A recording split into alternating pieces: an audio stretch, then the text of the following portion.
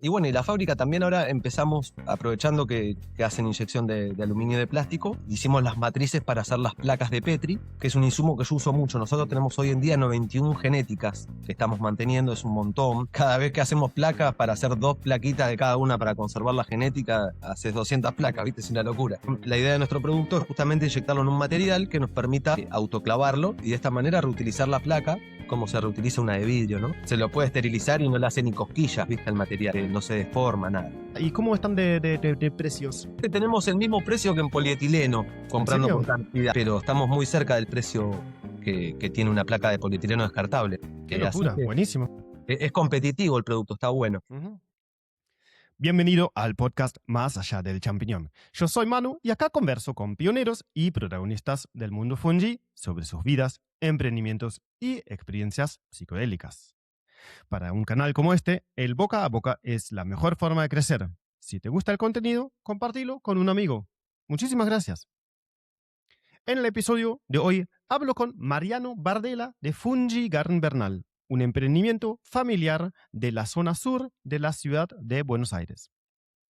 Con 13 años de experiencia cultivando hongos, Fungi Garden hoy produce gírgolas, melena león, pío pino, foliota y otros.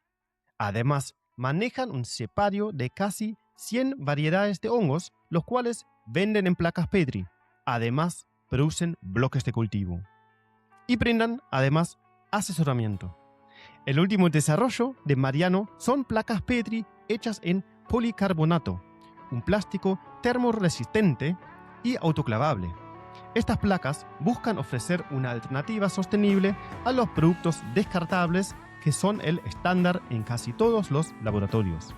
Más allá de producir hongos frescos, Mariano y Fungi Garden buscan apoyar a otros cultivadores ofreciendo insumos de alta calidad y desarrollar de esta manera la fungicultura en Argentina. Si tenés comentarios o puntos a agregar, escribilo en los comentarios. Disfruta la conversación, todos los links en la descripción.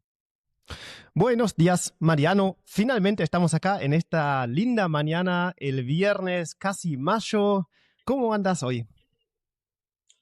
¿Cómo andas, Manuel? ¿Todo bien? Buenos días. Todo tranquilo, por suerte. Me alegro mucho. Estamos acá en el cultivo.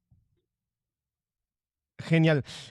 Hace varias semanas estamos intentando charlar y pasó de todo. En un momento se inundó tu casa. ¿Cómo está eso hoy? ¿Está todo seco? Por suerte sí. Fue mucha lluvia de golpe y no daban abasto los desagotes y tuve una noche de locos, la verdad. Pero bueno, sí. ya pasó por suerte. Bueno, sí, una cagada. La verdad que las lluvias y el fresco ahora, el otoño viene bien, pero no en estas cantidades, es un poco de exceso. Bien, mira, Mariano, el emprendimiento suyo, entiendo que es un emprendimiento familiar, se llama Fungi Garden Bernal. Contame un poco dónde queda Bernal, que entiendo que es una localidad, y cómo surge el nombre Fungi Garden, que es un poco particular también, me llama la atención. Sí, el emprendimiento se encuentra en Bernal, por eso le pusimos Fungi Garden .Bernal. Y bueno, Fungi Garden como jardín fungi lo terminamos adoptando en inglés, ¿no? Que bueno, un poco que en algún momento habíamos pensado en otras posibilidades de nombre, pero bueno, quedó ese al fin y al cabo. Y sí, nosotros tenemos el cultivo de hongos dentro de un predio industrial donde mi papá tiene una fábrica, ¿viste? Nosotros empezamos como hobbyistas esto hace 13 años a nivel domiciliario. Yo le regalé un kit de cultivo a mi hermano que es vegetariano. Y bueno, quedamos locos, ¿viste? Unas gírgolas rosadas eran. Y bueno, en ese momento le comprábamos insumos a Fungiar, que era una empresa que estaba acá, de una micóloga colombiana que estudió en la UBA. Y bueno, ellos vendían kits de cultivo y daban cursos también, ¿no? Entonces, primero compramos el kit, quedamos muy contentos con el resultado, nos fascinó cómo era el desarrollo de esto y que nos picó un poco la cuestión claro, y empezamos a investigar y bueno, nos encontramos con que esta misma gente también daba los cursos de cultivo. Hicimos un curso con ellos, era un curso muy básico, ¿no? De cómo sembrar el sustrato, ni hablar de hacer inóculo, ni de cómo mantener genéticas, ¿no?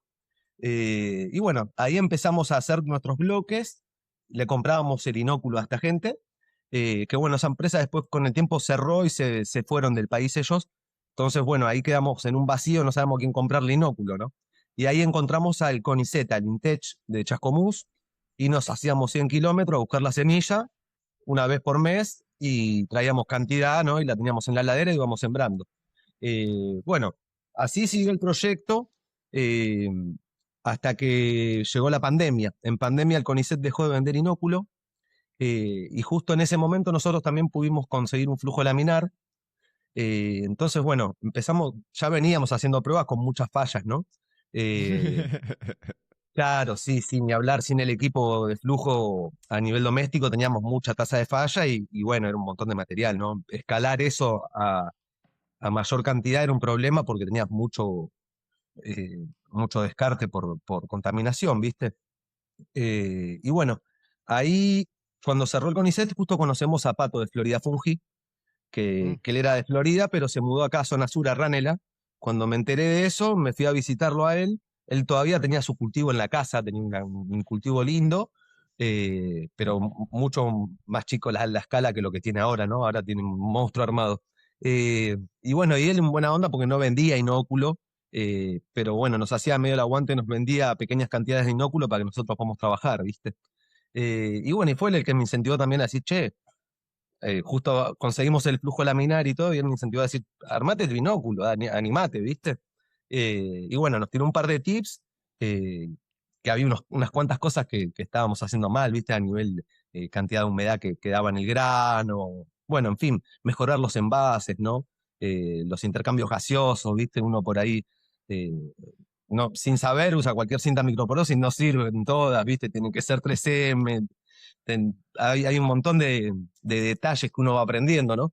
Y bueno, y con ese envión empezamos a producir nuestro propio inóculo de a poco, eh, que al principio también, a pesar de tener el equipo de flujo laminar, eh, teníamos mucha falla igual, porque bueno, uno tiene que aprender a usar los equipos, ¿viste? A manipular y bueno, a ir puliendo un poco el proceso, ¿no? Eh, pero bueno, básicamente ahí empezamos nuestra propia producción desde las placas, ¿no? Y bueno, hoy en día el proyecto apunta, como vos bien decías, es familiar, trabaja conmigo mi hermano y mi novia, Celeste y Fernando, y somos nosotros tres, y a lo que apuntamos tenemos un cultivo muy pequeño de hongos frescos nosotros, es una cámara chiquita, tecnificada, con un humidificador, aclimatada y todo, pero bueno, es una a pequeña escala, digamos, tenemos un mercado muy pequeño de hongo fresco, y a lo que apunta el proyecto es a vender bloques productores, inóculo y genéticas en placas de Petri a otros productores, ¿no? Eh, Así que bueno, un poco eso, porque la capacidad productiva que tenemos es mayor a lo que podemos fructificar hoy en día. Y generar más espacio de fructificación significa también más mano de obra, ¿no? Entonces, bueno, por el momento lo tenemos en esta escala y vamos a ver si en algún momento nos da la espalda como para agrandarlo más, ¿no? Porque bueno, la sala lleva mucho mantenimiento, hay que estar todo el tiempo y bueno, todo no se puede hacer, ¿no? Ujú. Antes de volver al tema del emprendimiento en sí, Bernal queda en Buenos Aires, zona sur, o Exactamente, en los alrededores de Capital Buenos Aires. exactamente, sí, sí, es partido de Quilmes. Ah, claro, bien. Ok, sí, y es particular, vos mencionaste Pato, que de Florida Fungi, que incluso acá con él había hablado, que es un referente para el cultivo de melena león, e incluso me confirmó de venir al podcast acá a charlar, me interesa mucho.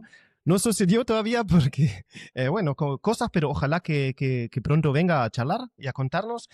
En la zona sur hay muchos actores, es bastante particular, me parece que está Mariano de Broadcast Flow, Vero Exactamente, de con Urban Fungi también. Fúngico, el emprendimiento fúngico con Juan, también son amigos. Sí, Patricio. sí. Claro, todos en la zona de Berazategui y Quilmes ahí. Y hicieron hace poco el Festival de Hongos, el primer festival ahí de la zona en Adrogué. ¿Cómo fue esa experiencia? Estuvo muy linda, la verdad, la actividad. Nosotros participamos como sponsor y fuimos parte de la Feria de Emprendedores, pero hubo muchas lindas actividades, bueno, muchas charlas, había gente muy importante también del ambiente, ¿no? Había también participantes académicos, ¿no? Estaba el doctor Alberto, Potemsky, bueno, estuvo muy lindo, viste, el encuentro. Yo creo que nos nutre mucho a los productores también poder rozarnos con gente académica del ambiente, ¿no? Si bien no hace falta para producir, eh, tener una carrera de micología hecha, ¿no? Está muy bueno el Mm. laburo que hacen y bueno, tener la posibilidad de charlar con ellos, de que también participen de estos eventos, me parece fenomenal. Y bueno, y a nivel también eh, difusión, ¿no? Lo que es el evento, si bien creció mucho la cantidad de gente que está interesada en el cultivo o por alimentación, ¿no? Eh, Tampoco somos tantos, ¿no? Entonces está bueno que se siga difundiendo y hacérselo conocer a la gente, porque bueno, la gente, la mayoría no conoce más que el champiñón, ¿no? Eh, la gírgola, bueno, es bastante famosa hoy en día ya, pero igual hay gente que ni las probó, ¿no? O sea, no es algo que Mira, sea tan acá no, común.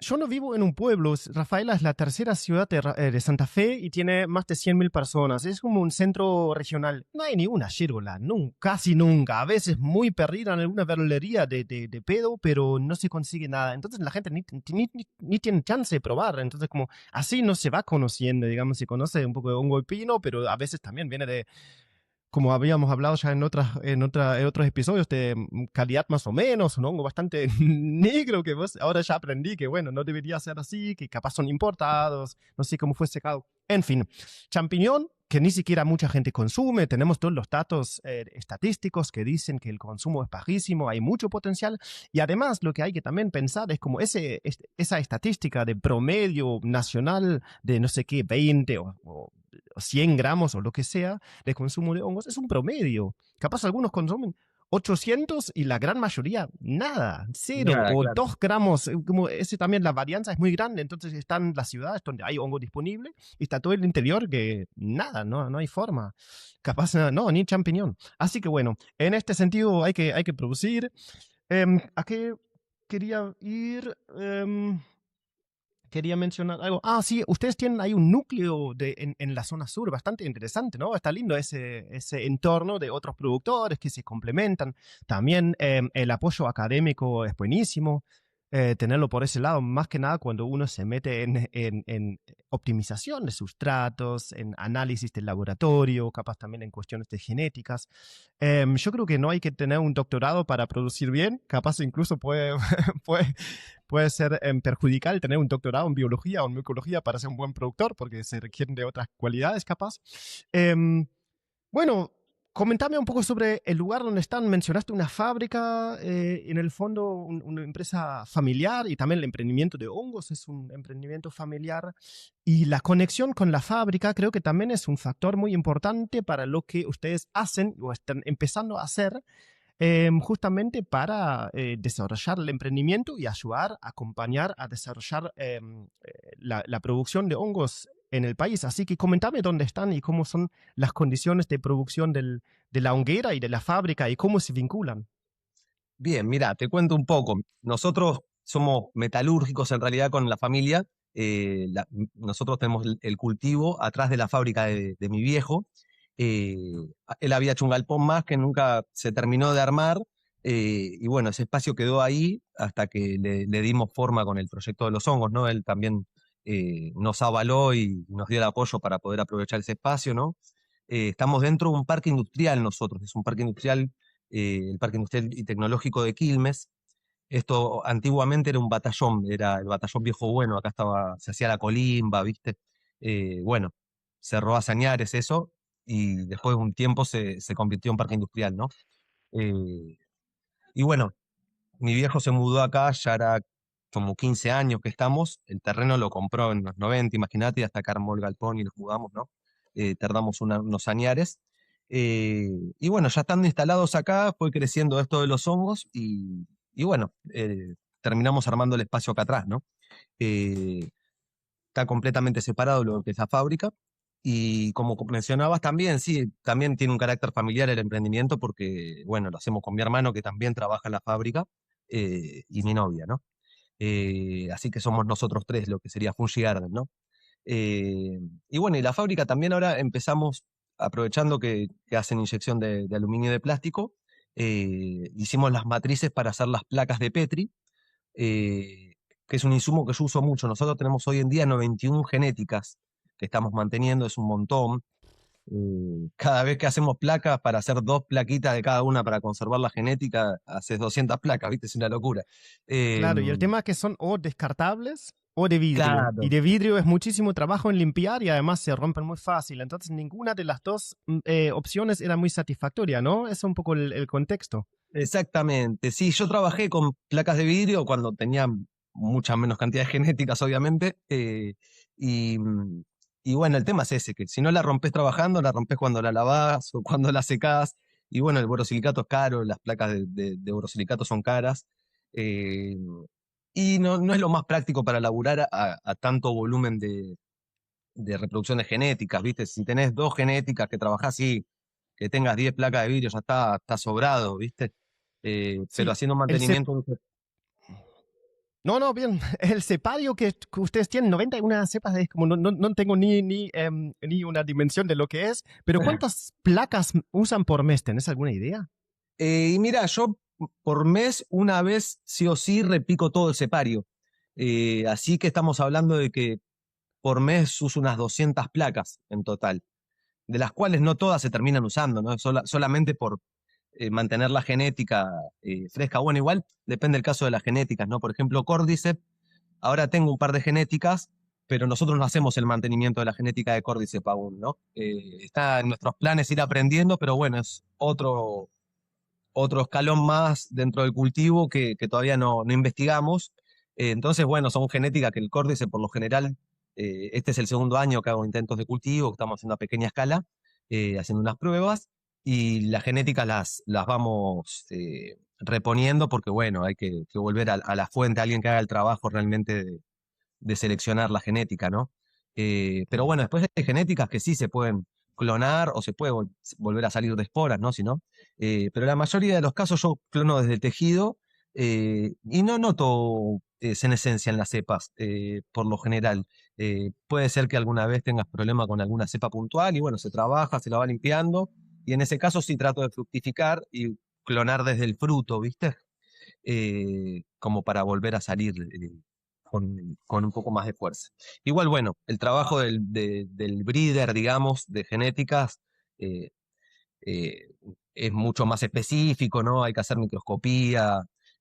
Bueno, es un laburo que tampoco sé si me vuelve tan loco ponerme a hacerlos, sabiendo que hay disponibilidad de gente que se dedica específicamente a eso, ¿no?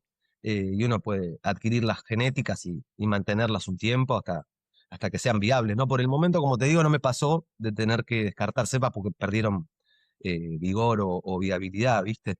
Eh, Obviamente no todas las cepas que tenemos son comerciales, ¿no?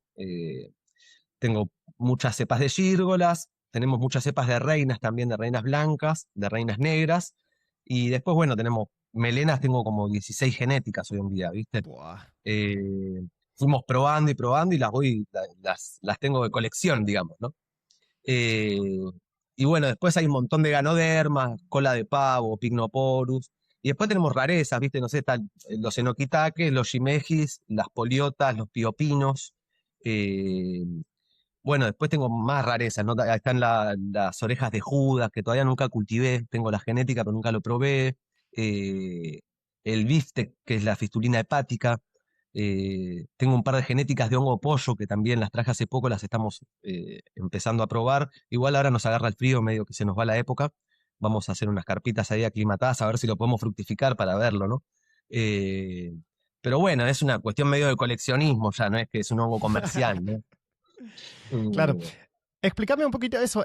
¿Cómo definís o cómo lo describís eso de la genética comercial o de la genética no comercial? ¿Cuál es la diferencia? O también, bueno, cómo se usa.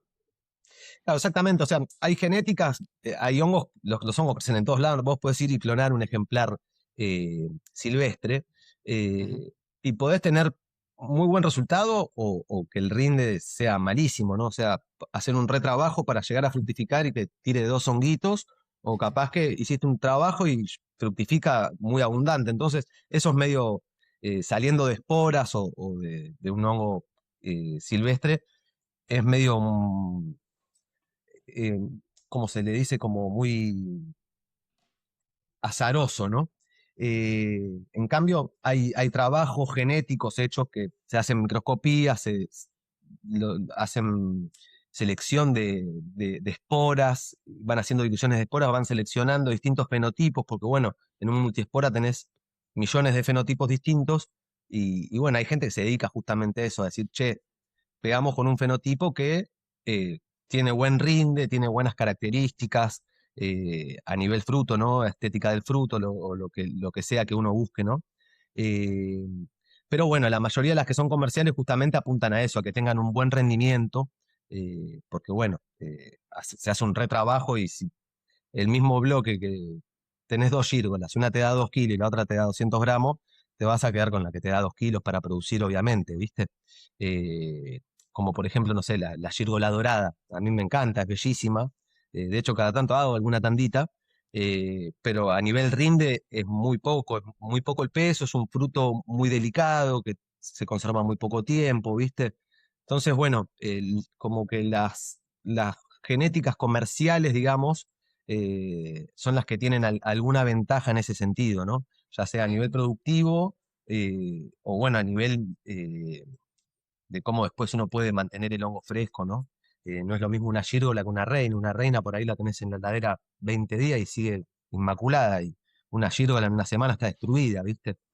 Eh, pero bueno, y hay genética, como te digo, tengo cola de pavo, el Pycnoporus, lo tengo para hacer micomateriales porque tiene un color muy llamativo, es un naranja muy fuerte, pero para fructificarlo no crece como crece en la naturaleza, no forma los hígados, ¿viste? Los riñoncitos, crece como una pelota, como hace a veces el ganoderma cuando empieza a fructificar, y se infla una bola y nunca termina de formar el hongo como se ve en la naturaleza, ¿no?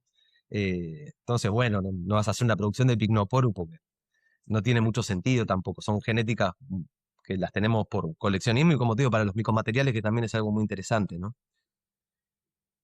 ¡Fua! ¿Cuántos datos, cuántas ramas para dónde ir? Uh, Un comentario sobre el tema del Cordyceps que hablé ahora hace poquito con Fede de hongos argentinos y contó bastante sobre el tema de la genética, de las dificultades, sobre la senescencia del Cordyceps y por lo que dice hay mucho para hacer, más que nada de la producción nacional y más que nada para tener una buena fuente de genética para abastecer a productores de Cordyceps para producir más y tener más producción de Cordyceps para luego hacer los extractos con producto nacional y no depender tanto de los productos importados, que creo que es un objetivo que muchos tienen en común de que haya producción de hongo nacional. Y entiendo que el objetivo o la visión tuya y también del emprendimiento en sí también va por ese lado.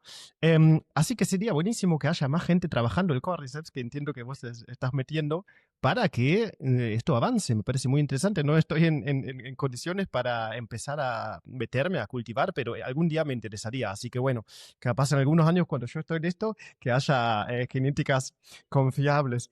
Em, Vamos un Nada, es que poquito se por se el... va a seguir desarrollando. Yo creo que conozco pocos cultivadores de Cordyceps que se dediquen solamente al Cordyceps, pero sí, es algo que es un nicho sin explotar acá, ¿no?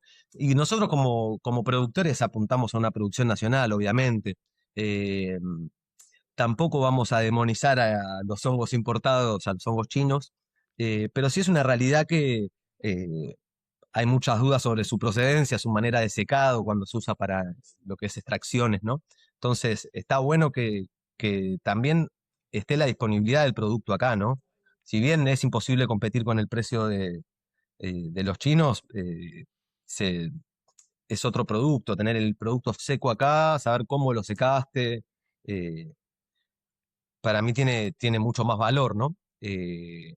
Pero bueno, es para seguirlo desarrollando. El Cordyceps yo creo que va a seguir creciendo, y aparte es un cultivo que es muy interesante porque en lugares muy pequeños se puede tener producciones bastante grandes, ¿no?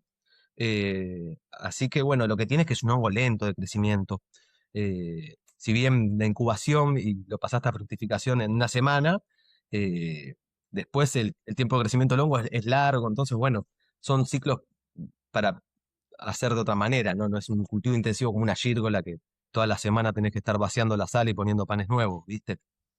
Mm. Pero Eh, tampoco se necesita la misma cantidad de kilos. Con exactamente. relativamente poca cantidad se puede hacer mucho. Sí, yo creo que con los hongos chinos está pasando en la discusión que voy observando. Son dos cosas. Por un lado, el respeto a la cultura de la fungicultura de miles de años, y por otro lado, el desprecio por la calidad de hongo chino importado, barato. Entonces, como está esa polaridad entre respeto y la otra cosa del desprecio por la calidad. En realidad, el tema es que no sabemos. Seguro que los chinos saben mejor cultivar cualquier hongo que todo el mundo, que cualquier otro país o otra gente. Nada, Pero es una locura. al mismo tiempo, hay seguro que hay en China, como hay en otros productos chinos también, que vos sos industrial, hay máquinas chinas buenísimas y hay cosas muy chotas. Y creo que el tema es que no sabes qué obtenés. A lo mejor investigando y metiéndote, puedes conseguir una buena materia prima china, pero al ir a una dietética a comprar un extracto, ahí ya no sabes. Entonces, yo creo que hay un mercado para decir este extracto de, por ejemplo, Cordyceps es de hongo 100% nacional y de producción nacional. Entonces, para el consumidor, más allá del precio, que capaz no se puede competir en precio, creo que no, me dicen que no, es eso, de saber quién lo cultivó, se sabe que la fuente es lo más confiable posible, capaz también la potencia, y también para algunos les interesa las cuestiones más energéticas, que fue cultivado de manera artesanal, sabes que no tiene 3 años en algún depósito. Entonces creo que hay un mercado también para esto, incluso competiendo con el precio, pero teniendo eso, mira, acá es producción artesanal, producción nacional, y ese extracto está hecho con ese producto, y con esa transparencia también poder pedir un precio mayor que se requiere, porque como vos decís, creo que lo dicen todos, lo que vale el hongo importado, sea de cuerpo fructífero o sea en extractos o polvo, bueno, en precio no hay forma de competir. No hay forma de competir. No, no, y a nivel cultivo, la verdad que es envidiable el desarrollo que tiene China en ese sentido. Te pones a mirar videos de las plantas de producción y es una locura.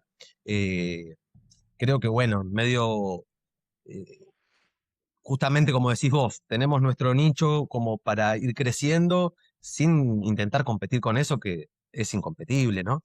Eh, y la calidad, yo no dudo que la calidad es buena. El tema es que si vos haces extractos, comprás hongo chino importado que lo secaron a 90 grados para gastronomía, no tiene sentido. Esa melena está perfecta, usala para comer, que es para lo que lo secaron. Sí. Pero bueno, y también deben tener melena seca de la mejor calidad, no tengo duda, porque tecnología no les falta, ¿no? Es como decís vos también, hay que conocer y saber si el proveedor te está vendiendo lo que vos querés puntualmente, ¿no?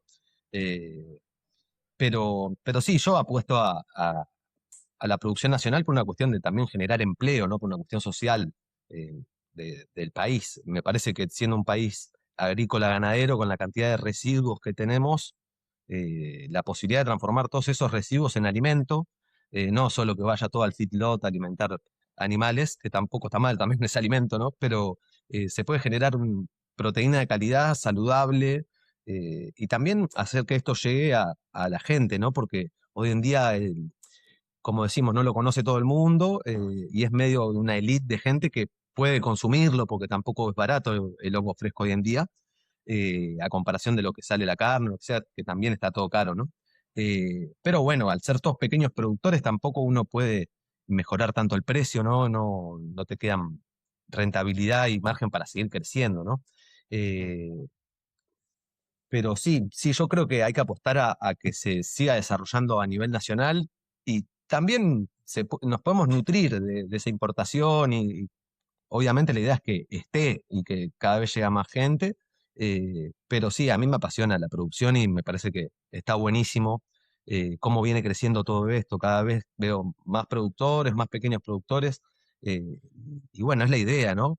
Hay tanta demanda y tan poca oferta que, que hoy en día en el ambiente nuestro no hay una competencia, eh, no da abasto a nadie, básicamente, ¿no? Ujú. Así que está buenísimo, es una linda fuente de trabajo. Sí, y también en el hongo fresco, no se compite con China justamente hay otros lugares donde sí llegan, hay un mercado internacional de hongos Mm. frescos, no es que no, pero en Argentina hoy no hay importación de hongos frescos que yo sepa, por lo menos no en cantidad, o a lo mejor en Buenos Aires llega algo más exótico de afuera.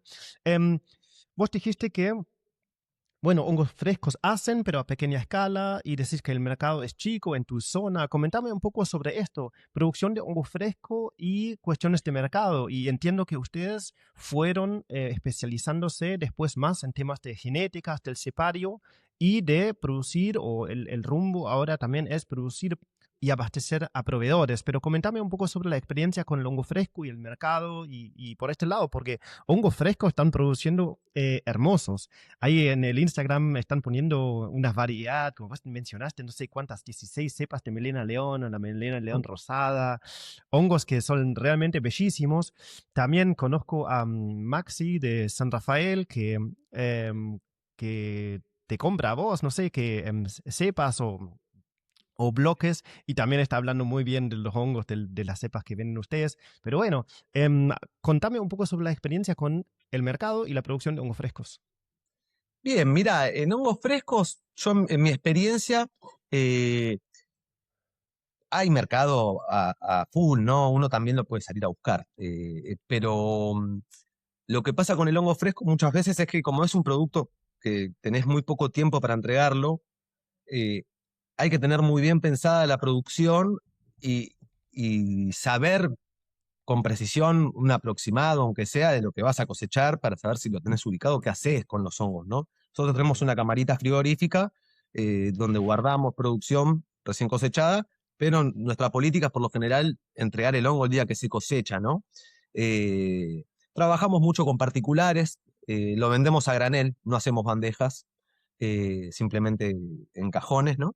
Eh, y bueno, en mi experiencia, la verdad es que me pasa que no damos abasto muchas veces, ¿no? Por eso también nos vamos nucleando entre productores. Cuando yo no tengo gírgola, che, llama a Fúngico, llama a Florida, a mis clientes mismos, ¿no? Les paso contactos de otros productores porque la idea es que no les falte el producto, ¿no? Eh, y bueno, es bastante exigente el hongo fresco, como te decía, lleva mucho trabajo, ¿no? De mantención de la cámara, de higiene, de ir todos los días a ver qué está pasando. Uy, la gírgola creció espigada, uy, se me rompió un cooler, está fallando la ventilación, ¿viste? Todos los días tenés algo para arreglar y para mejorar. Eh, y bueno, como te digo, para mí lo que es muy importante como experiencia, ¿no? Es pensar bien las siembras, las variedades, ¿para qué? Porque bueno, teniendo tantas genéticas también me ha pasado de sembrar 50 bloques de gnocchi y después tenía una cantidad de gnocchi que a quién se lo vende, ¿viste? Claro. Entonces, bueno, uno como que en ese sentido vamos acotando un poco y tenemos por lo general gírgolas, eh, reinas, melena y por lo general meto ahí o polioto, piopino o enoki. Ahora estamos probando el shimeji, que también es un hongo bastante complicado de fructificar, ¿no? Pero bueno, tarda bastante, pero el fruto es hermoso. La verdad que estoy fanatizado con el shimeji, así que este año también queremos ahí destrabar un poco los yates que tiene su cultivo. Eh, lo mismo con el shiitake, ¿no? Pero bueno, como hoy en día estoy apuntando a pensar más las producciones para no tener ese exceso de producción que no tenés embocado, ¿no? Uno cuando tiene exceso de hongo, si no lo tenés vendido, hago conservas, no sé, invento algo, ¿viste? Porque si no, no deshidratamos, que es otra cosa importante, ¿no? Eh, no tengo por ahora deshidratadora industrial grande como para deshidratar volúmenes. eh, y bueno, y tampoco sé si me quiero meter en el hongo seco, ¿viste? Me parece que está muy bueno el hongo fresco como producto. eh, y nada, es para seguir desarrollándolo. Ahora estoy armando unas carpitas con un humidificador ultrasónico para tener eh, lugar para testear algunas genéticas, como por ejemplo shiitake, no lo meto más en la sala, porque se ponen todos verdes los bloques, te termina contaminando los otros bloques, ¿viste? Bueno, y como ir destrabando cultivos puntuales a pequeña escala, ¿viste? En carpitas de cultivo chicas, como para después pensar en escalarlo a una sala más grande, ¿no? Ujú. Y mientras tanto en la producción mantener Girgo, la reina melena, por ejemplo, ¿no? Pero sí, en mi experiencia yo lo que veo es eso. te pasa esto de que te quedas de clavo con 20 kilos de hongo y después te pasa que cuando no tenés un hongo te llaman y quieren 30 kilos, ¿viste? Entonces, bueno, también es educar un poco al público a que entienda que es un proceso biológico, ¿no? Yo si arreglo con un restaurante y quiere toda la semana 5 kilos, ok, yo toda la semana te llevo 5 kilos, pero si una semana me dice que no quiere, no voy a querer más 5 kilos, yo vengo sembrando, me deja de garpe con un montón de mercadería, ¿no? Entonces, como educar también o no sé, la semana que viene quiero melena, no, si no la sembré hace un mes, no la tengo la melena, ¿viste? Como la gente no conoce, no sabe los tiempos de cultivo, entonces piensa que, y aparte hoy en día que el mundo es todo tan inmediato, todo tan llano, eh, es difícil muchas veces hacerle entender eso, ¿no? A la gente. Pero bueno, es decir, No, creo que sí, creo que esto no va a pasar, sino lo que va a pasar es todo lo que pasa en otros sectores también, lo que el sector, la producción y los proveedores están madurando. También se está agrandando, digamos, el mercado, gente que tiene acceso de a poquito y profesionalizar en el sector. Y eso también quiere decir que no todo emprendedor tiene que hacer todo desde la siembra, desde la genética y la selección hasta, qué sé yo, hacerse bolsitas y venderlo, salir a venderlo personalmente con la bici, qué sé yo. Entonces, también el rumbo es un poco, lo que pasa es especializarse y ustedes entiendo que eligieron no especializarse en la producción masiva, en escalar la producción de hongo fresco, sino quedarse ahí a un nivel lindo, manejable, disfrutable también, pero ir más especializándose en generar insumos, cosas que necesiten otros productores para que puedan crecer y acompañar ese crecimiento. También me mencionaste el título Desarrollo de la fungicultura en Argentina. Me gustaría hablar y ver un poco más ese tema. Desarrollo de la fungicultura, me gusta mucho. Em, entonces, más allá del cepario y de la producción de hongos frescos, y hacen también bloques listos para fructificar, digamos, como si fuera el kit. Ah, quería también mencionar eso. El kit es buenísimo porque yo también tenía un kit en mi casa hace 15 años aproximadamente y fue mi primera experiencia con el cultivo de tener hongo en casa, más allá de ver hongos afuera. Entonces, como eso, como es la siembra en las casas, tener una vez la experiencia de ver un hongo crecer. Y creo que hay es un antes y después. Y creo que los kits siguen teniendo muchísima importancia para acercar y para difundir. Es mucho mejor tener un kit y tener unos honguitos, ver crecer todos los días en casa, que muchas entrevistas o charlas o teoría. Hay que llevar los hongos a casa, entonces como los kits son buenísimos, y vos haces bloques de cultivo listos para cultivar, que no son en realidad es lo mismo que un kit, pero son más para productores que lo puedan comprar y directamente hacer la fructificación y la venta, digamos, la parte final del proceso. Pero me gustaría hablar un poco más sobre el otro tema, de lo que apuntan el tema de producir, también con esa capacidad productiva industrial que tienen ahí, teniendo el cultivo de hongos, el emprendimiento, dentro de una fábrica metalúrgica. Entonces, mencionaste las placas Petri, que armaste las matrices, me hablaste de bolsas, de smush packs, que las bolsas para el cultivo, que para cada cultivador siempre es medio un tema de hacer la bolsa una por una, de hacer un agujero, meter el parche de cinta microporo, las formas, etcétera. Entonces, comentame sobre eso, este lado del trabajo y el rumbo del emprendimiento de desarrollar la fungicultura. bueno, exactamente, la idea es un poco, eh, cuando empezamos a cultivar, ¿no? A todos nos pasó, nos encontramos con falta de insumos, ¿no? Y de cosas que no están desarrolladas acá. Las placas de Petri sí están desarrolladas. Fue una idea como apuntando más a una cuestión de no generar tanto residuo plástico, que encima después no, esas placas de polietileno descartables, tranquilamente se podrían reciclar y volver a inyectar, ¿no? Pero la realidad es que la gente las termina tirando en el residuo domiciliario o en cualquier lado, nunca llegan a una recicladora, ¿no? Como tal. Eh, Pero, pero, ¿por qué decís reciclar? ¿Reciclar el plástico o volver a usar la placa? claro, no, las de polietileno que no son esterilizables, Claro. esas se pueden moler y se puede volver a utilizar ese material para hacer otras piezas, ¿no? Eh, Que bueno, eso no se está dando la recuperación de esos materiales a nivel. Son materiales descartables. Imagínate que ni hablo de productores como nosotros, la cantidad de placas que deben usar los laboratorios. eh, es una locura, ¿no? Y bueno, como producto, la placa de Petri que hicimos es lo mismo que una de polietileno. La matriz la podría usar para inyectar polietileno también, obviamente. Ujú. Pero la idea de nuestro producto es justamente inyectarlo en un material que nos permita autoclavarlo y de esta manera reutilizar la placa como se reutiliza una de vidrio, ¿no? Obviamente que va a tener una vida útil la placa porque uno la va a ir rayando con el bisturí o cuando la lava y más los fibrones, si usa un fibrón indeleble, en un momento la placa va a estar toda negra de fibrón ya. eh, Obvio que va a tener una vida útil, pero se lo puede esterilizar y no le hace ni cosquillas, ¿viste? El material, no se deforma, nada. Entonces, bueno, es un insumo que como nosotros mantenemos muchas genéticas también, hace rato veníamos pensando en hacer la matriz, y bueno, ahí nos dio una mano mi viejo, hicimos la matriz y ya estamos produciendo, ya las testé varias veces y ya tengo un par de clientes, ahí ya hicimos unas pequeñas ventas, así que bueno, se está probando el producto. A mí personalmente me facilita un montón, ¿no? Y me significa mucho menos costo, ¿no? Que comprarlas a otro proveedor. Pero pará, quiero destacar un poco ese hito.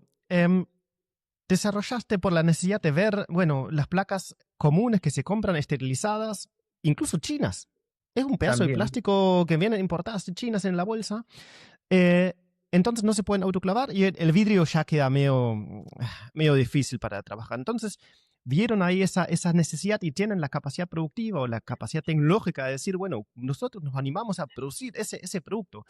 Entonces, hace unos 2 meses creo que estabas trabajando todavía la matriz, de pulirla y terminarla, y hoy ya está en venta. Imagínate, eso fue entre febrero y abril más o menos, que desde el desarrollo de matriz hasta estar en la venta, que es una locura para lo que es la eficiencia de los pequeños emprendedores. A eso quiero ir, que la ventaja que tenemos como siendo pequeños es la velocidad y el dinamismo. Ujú, Para una empresa más grande para ese desarrollo que existe, necesitan 2 años, no 2 meses. ujú. Porque hay tantas cosas en el medio, no sé qué, procesos burocráticos, o no sé qué. Vos en pocos meses, seguro que la idea es un poco más vieja, pero Sí, en sí, muy sí. poco tiempo vi que me mandaste fotos, compartiste en los grupos, como estuviste terminando la matriz, de pulirla, la superficie para que quede bien transparente, etcétera. Después, un mes después, haciendo pruebas y ahora ya están produciendo. Entonces, eso es excelente, es tremendo. Entonces ya hicieron pruebas y las placas, ¿qué capacidad productiva tienen o cómo viene esa perspectiva de que pueden producir un montón, está limitado? ¿Cómo son las experiencias a nivel de producción?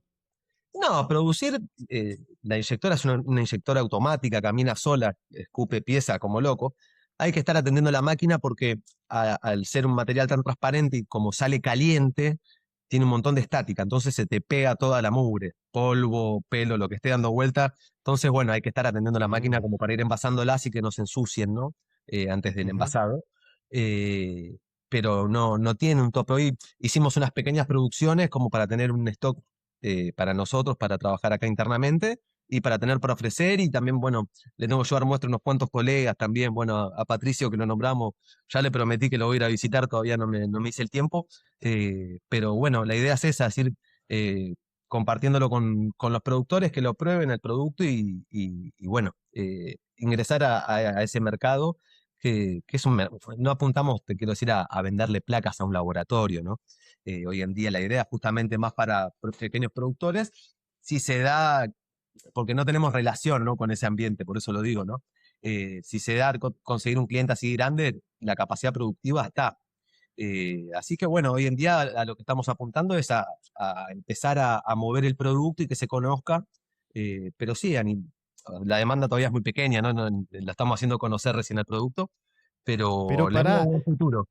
¿cómo la demanda es muy pequeña? Esa está publicada en el Instagram hace 2 semanas. Hace 2 semanas que Claro, nada, no hace pasó poquito. nada de tiempo. Bueno, un poquito de... Claro, uno quiere todo de inmediato. No, pero se puede trabajar eso de vender más activamente, publicar más activamente. Si llegan a entender que está funcionando todo bien, yo creo que incluso a laboratorios, ¿por qué no? Si la capacidad productiva está. ¿Y cómo están de precios entre en vidrio y las placas descartables? ¿Cómo Mira, pueden...? ¿A qué? prácticamente tenemos el mismo precio que en polietileno, ¿En comprando por serio? cantidad. Yo ahora estoy vendiendo al por menor las 10 placas, 1.000 pesos cada placa, siendo 10 la mínima unidad de compra, ¿no? Pero después por cantidad, una caja de 500 placas, las estamos cobrando 650 pesos cada placa, que es más o menos el valor que teníamos en las placas de polietileno nosotros. Un poquitito más caro, porque bueno, el material es más caro, obviamente, pero estamos muy cerca del precio que tiene una placa de polietileno descartable, ¿no? Qué Así locura, que buenísimo. es competitivo el producto, está bueno. Ujú, ujú. Entonces las experiencias son buenas, se bancan el autoclavado, el calor, que ese justamente, ese no lo mencionamos así tan explícito, ese material, en cambio con el polietileno, se banca el calor, no se deforma, no se derrite. Y Exactamente, eso, el punto de fusión que tiene el policarbonato, que es el material con el que inyectamos estas placas, es de 330 grados. Así que el autoclava a 121 grados a 15 psi no le hace ni cosquillas, ¿viste? Eh, y es bastante más traslúcido que el polietileno, de hecho, es más brillante, ¿viste? ujú, Por eso también es muy importante el pulido de las matrices para que no copie las rayas del fierro y se ponga más eh, turbio el material, ¿no? Y bueno, y otros detalles que tiene la placa es que tiene, tanto en la tapa como en la base, eh, tiene el dibujito para que encastren, ¿no? Entonces vos las apilás y tienen como el circulito donde calza la tapa de abajo para que no se te mueva y no se te caiga la pila, ¿no? Y en la mm, tapa tiene unos eh, hecho unas muequitas para que no quedes no se pegue al vacío la tapa, ¿viste? Que tenga ventilación. Tiene unas pequeñas marquitas que hacen que tenga una apertura para el intercambio gaseoso, ¿no? Que es muy importante también. bien, bien pensado, con todos los detalles, hermoso. Me parece que Mm. increíble el desarrollo, que tenés capacidad productiva de producir en cantidad, porque muchas veces el problema de ese tipo de desarrollo es o no tenés capacidad productiva, puedes producir 10 por mes y dices, bueno, pues no hay Mm. forma de producir más, o que estás lejísimos en cuestión de precio y bueno, también se complica. Así que me parece hermoso ese desarrollo. Em, otro Está muy tema bien. que... Otro tema que estábamos hablando también en cuanto a eso son las bolsas. Hoy yo las Exacto, a bolsas, eso voy. claro, Sí. las bolsas las hacemos muy artesanalmente aún. Compramos las bobinas, se cortan las bolsas a medida y se les saca con un sacabocado un agujero redondito y en ese agujero después se le suelda una friselina. Hay gente que usa tela Tíbet, yo uso friselina directamente y la sello con una termofusionadora, ¿viste? Ujú. Hoy en día es ultra artesanal el trabajo que hacemos, pero estamos apuntando a desarrollar bien el equipo para poder hacer una producción más intensiva de bolsas y poder ofrecer esto también a los productores, ¿viste? Eh, Bueno, hago un poquito de contexto. Las bolsas donde se cultiva, donde se mete todo el sustrato y la semilla, también se requieren bolsas autoclavables, digamos. Polipropileno es el material que se usa. TPNFK. Y hay bolsas a nivel internacional para el cultivo que todos los cultivadores grandes básicamente usan para no perder mucho tiempo en hacerse su propia bolsita por bolsita, porque al escalar la producción de hongos frescos se necesitan muchas bolsas. Entonces, vos o muchos trabajan así, se compran un rollo de bolsa tubo y Exactamente. cortan, sellan, hacen un agujero y ponen una cinta microporo, una fresilina o algo, uno por uno, para tener la bolsa lista para el cultivo. Entonces, a nivel internacional, existen bolsas y se compra en cantidad. Hay fábricas que producen millones de bolsas por día, mucho de China, y hay una empresa muy famosa de unicornio, Unicorn Bags, en Estados Unicorn Pack. Unidos, que es una bestia que hicieron exactamente eso, pero acá no llega mucho y tampoco creo que en precio es muy bueno, pero Creo que eso es un poco el llegar, contexto, ¿no? llegan. Yo en algún momento investigué, antes de que empecemos a hacer las bolsitas así artesanalmente nosotros, investigué a ver si se podía. El tema con las bolsas es el volumen que te piden para importar, ¿no? Entonces es una guasada. Sí hay productores grandes que sí usan bolsas importadas. eh, pero bueno, yo cuando me acuerdo con una tailandesa, me hablaba todos los días, me quería vender las bolsas a toda costa. Y claro, tenía que comprar un container de bolsas. Primero que era una inversión inicial muy fuerte económicamente, y aparte que también era algo de decir, che, me voy a comprar un container de bolsa, ¿qué voy a hacer con esto? ¿Viste? Si bien hay Después un vos mercado. toca timbre casa por casa. Hola, ¿querés bolsita? Claro, sí, sí, era medio un tema meterse en eso, eh, pero conozco cultivadores que incluso se alían entre varios cultivadores y traen, ¿viste? Eh, pero bueno, también yo pensando en generar un laburo interno más, ¿no? Pero sí, sí hay fábricas muy, muy importantes a nivel mundial de bolsas, pero como decimos, no, hoy no hay quien se encargue de hacer esa importación acá, ¿no? Ujú. Que yo conozca por lo menos, y a pequeños volúmenes, porque un pequeño productor tampoco compra volúmenes tan elevados, entonces ahí o se necesita un intermediario que ya se dedique a hacer eso, o, eh, o bueno, esto que hacen a veces que es aliarse entre varios productores para hacer la compra, ¿no? Pero bueno, yo estoy apuntando a armarla acá también, ¿no? Los chicos de Fúngico también. El otro día lo vi a Nico y me mostró que están también atrás de un dispositivo para sellar la friselina de la bolsa. Porque bueno, si bien eso te lleva un tiempo de trabajo antes para tener lista la bolsa, eh, después te saca tiempo de trabajo en el flujo, ¿no? Porque si vos en el flujo tenés que mandar la semilla, sellar, hacer el corte, levantar y ponerle cinta, te lleva un montón más de tiempo que si vos tiraste la semilla, sellaste, listo, a mezclar, ¿viste? Ujú. Se hace mucho más práctico el laburo en el flujo, ¿no? Y otra cosa es que el insumo tampoco es barato, la cinta microporosa, más que tiene que ser sí o sí 3M por el poro, porque hay otros poros que son más cerrados y no respira bien, eh, es un insumo caro y comés rollos de cinta como locos, si haces una producción grande, ¿no? Mm. Nosotros cuando cocinamos madera hacemos cocciones de 125 bloques de 4 kilos, ¿no? Entonces, imagínate pasar esas 120 bolsas, hacerla cada uno la ventilación en el momento que lo sembrás, tardabas 3 horas más en el flujo laminar. Entonces, bueno, ahora nos tomamos ese tiempo de confección de la bolsa antes y nos resulta mucho más práctico a la hora de la siembra, ¿no? Ujú. Eh, ¿Y así cómo que es la bueno, idea de producir las bolsas? ¿De qué manera lo piensan producir o automatizar esa producción? mira, hay máquinas, habría que adaptar una máquina que ya esté en funcionamiento, ¿no?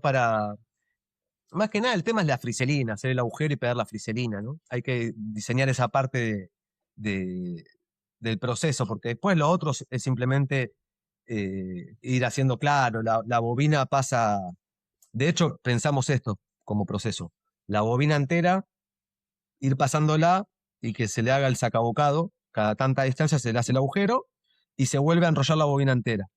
Y después la Ujú, bobina se corta, ¿viste? ujú, Cada unidad y se sella. Y bueno, y después la parte difícil del proceso para automatizarlo es la parte de la friselina, justamente, que bueno, igual la idea es que haya un operario, pero que no sea con una termofusionadora ahí, que es medio inestable el proceso, ¿viste? Por ahí en una la soldaste, otra no la soldó, la tenés que soldar de vuelta, otra la agujereaste. Entonces, estandarizar esa parte del proceso para que no sea tan casero, ¿no? Que sea mucho más prolijo el resultado. Y bueno, y que nos permita también hacerlo eh, más rápido, ¿no? Tecnificarlo un poco. Si bien no me imagino algo automático completamente, me imagino hacerlo con un operario, eh, mejorar ese proceso, ¿no? Que el operario no tenga que ser el responsable de la presión que hace la resistencia para sellar mm. la friselina, ¿no? Que sea un dispositivo con resortes, a pedal podría ser, ¿viste? Estamos ahí barajando varias ideas y de hecho tenemos un par de máquinas acá tiradas que mi viejo no usa que vamos a intervenir para adaptarlas para hacer este trabajo, ¿viste? Para hacer otro Frankenstein de otras máquinas adaptadas para algún fin en el cultivo de hongos. Buenísimo, creo que hay muchos cultivadores ya esperando estas bolsas. ¿Y en cuánto querés empezar a ofrecer? ¿También 2 meses? Y esperemos, ojalá, siendo optimistas, creo que me va a llevar un poquito más el desarrollo, pero calculo que a lo largo de este año lo vamos a mejorar porque, bueno, es algo que venimos pensando hace rato también. Y bueno, que también es medio un cuello de botella que tenemos en la producción, ¿no? Claro. Eh, el desarrollo de la bolsa.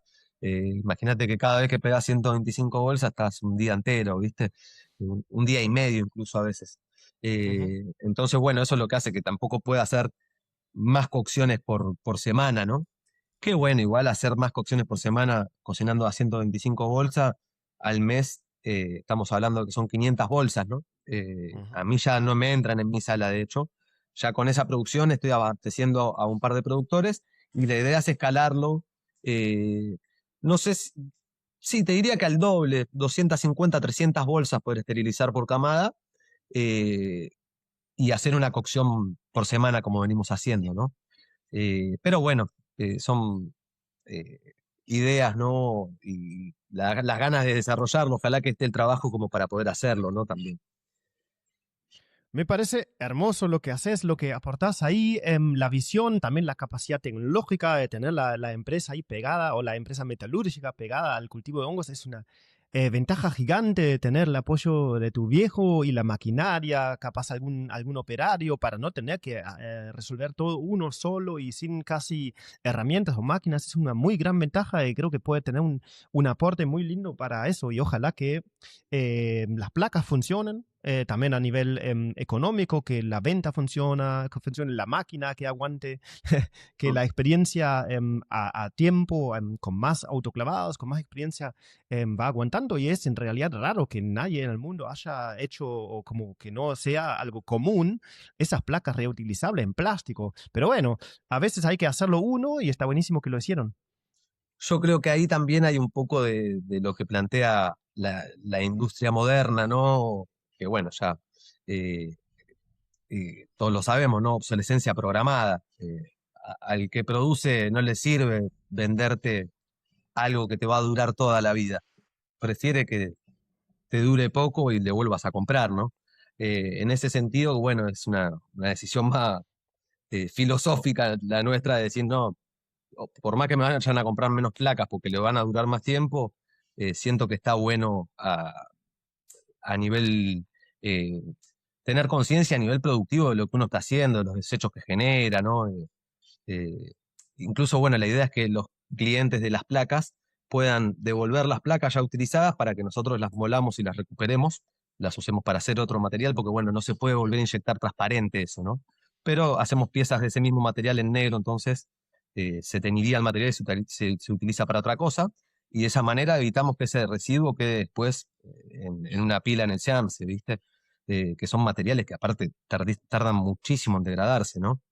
Eh, Así que bueno, creo que ahí como que priorizamos esta cuestión ideológica nuestra de aportar un granito de arena de una visión más ecológica, no tanto pensando en el bolsillo, ¿no?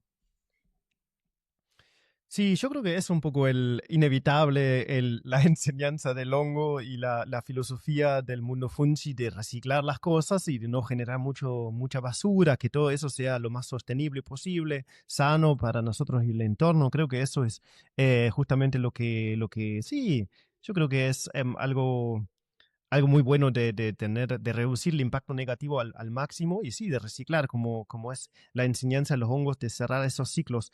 Em, Bolsas también es un tema con el plástico que se genera mucho residuo. Las bolsas usadas también vienen a nivel internacional, bolsas compostables. ¿Han indagado? ¿Es posible también hacer lo mismo que piensan hacer, pero en bolsas compostables? Sí, sí, no tendría ninguna diferencia el proceso. Lo que sí es el material. Acá no tenemos proveedores de bolsas que se dediquen a trabajar con esos materiales biodegradables, ¿no? Eh, pero sí, sí es interesante y genera mucho residuo la bolsa, también es un tema. Yo cuando empecé a cultivar, antes lo hacíamos en envases retornables, ¿no? En baldes.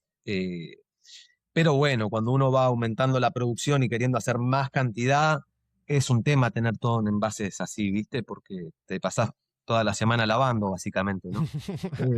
Claro.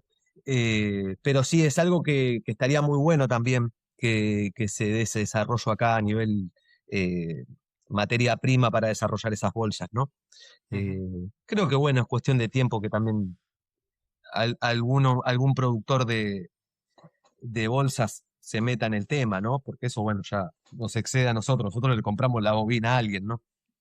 No, por Eh, supuesto, pero hay mucho interés en bolsas compostables a nivel de mm, supermercado, reemplazar la bolsa de, qué sé yo, nylon. Entonces puede haber un material apto para lo que necesitamos y sería cuestión de o existe o contactar también a productores para ver si, para que tengan esa señal de que hay un interés del mercado de contactarse y preguntar. Y a lo mejor en algún momento hay una bobina de bolsa tubo en plástico compostable, no sé, habría que buscar. Yo supongo que hoy en día quizás no, pero bueno, las cosas se van desarrollando rápido y creo que el material está existiendo y sería buenísimo tirar los bloques y directamente que se composte todo, que funcione, porque, bien, bueno, me parece hermoso. Comentame un poco que tenés una visión muy linda sobre el mundo fungi a nivel productiva, a nivel genética, de todo, muy completa. ¿Cómo es tu visión y para el mundo, el consumo, la industria, la fungicultura para los próximos años en Argentina particularmente? ¿Qué opinas? ¿Qué se te ocurre? y mirá, yo veo que en los últimos años, si bien siempre desde que empezamos, contactamos con gente que estaba en el ambiente, éramos muy pocos, ¿no? Eh, y creo que viene creciendo a un nivel, aceleró mucho el crecimiento, ¿no? Y que también está muy de moda todo esto de consumir adaptógenos, ¿no? Entonces la gente está muy interesada, le entró mucho por ese lado, la cuestión de conocer el mundo fungi. Y bueno, y también los eventos que se van dando, ¿no? Hace poco también estuvo la bioferia. eh, Sí. bueno, en la Expo Cannabis están haciendo un stand de observatorio de hongos hace un par de años ya. Ujú. Entonces, bueno, todos esos eventos masivos yo creo que también hacen que la gente empiece a curiosear, ¿viste? Eh, y creo que no tiene techo esto a nivel desarrollo, ¿viste? Y más habiendo tantos nichos para explotar, ¿no?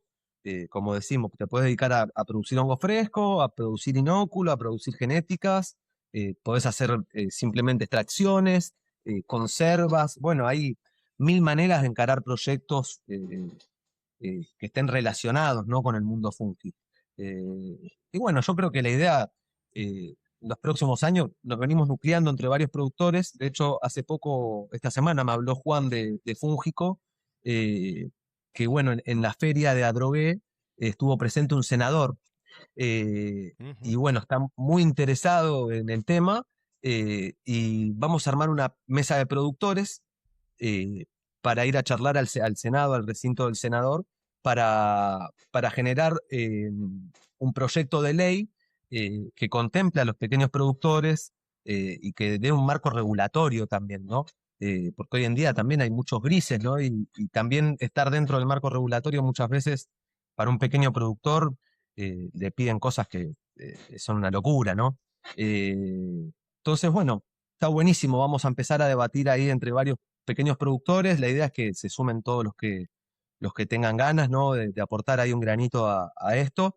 Eh, y bueno, y empezar a nuclear a todos los productores de Buenos Aires, y a regularizar un poco toda esta situación para que también se nos abran puertas, ¿no?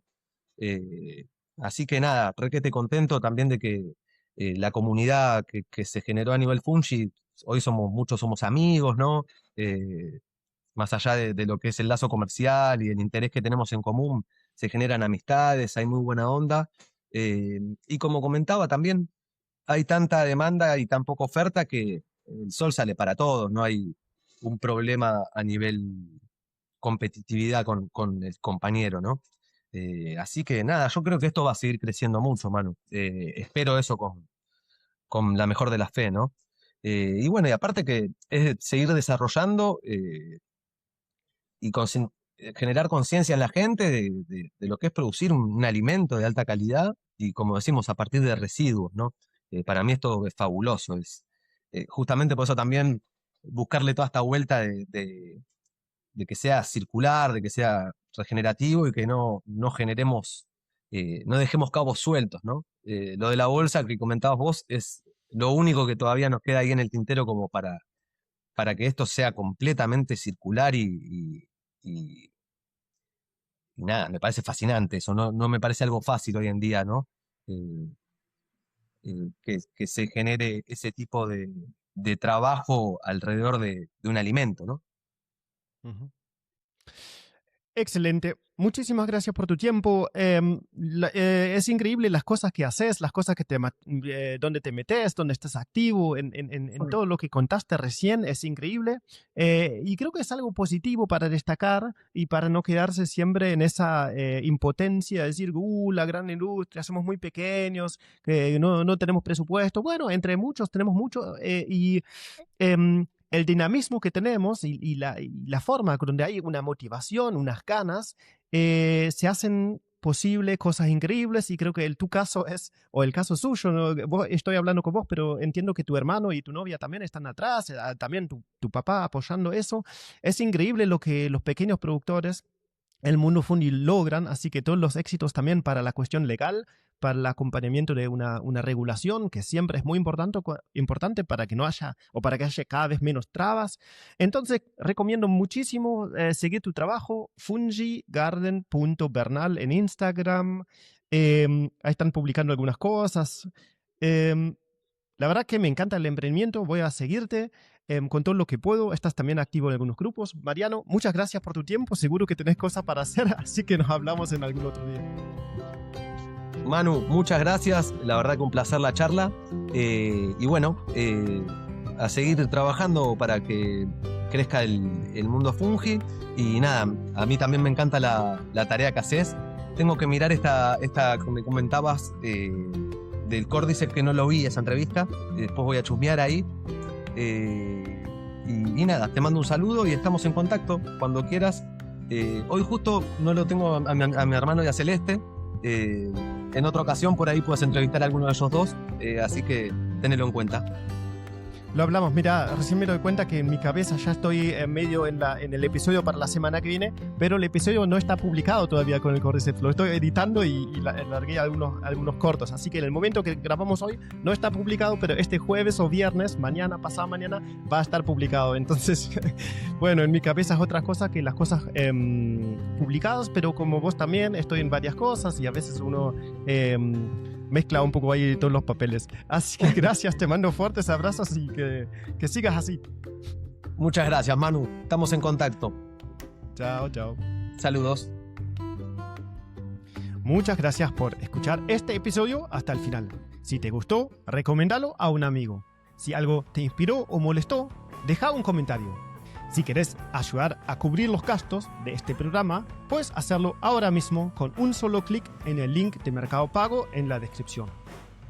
También puedes apoyar el canal dándole una calificación positiva en Spotify. Es gratis y lleva solo unos segundos. Mil gracias.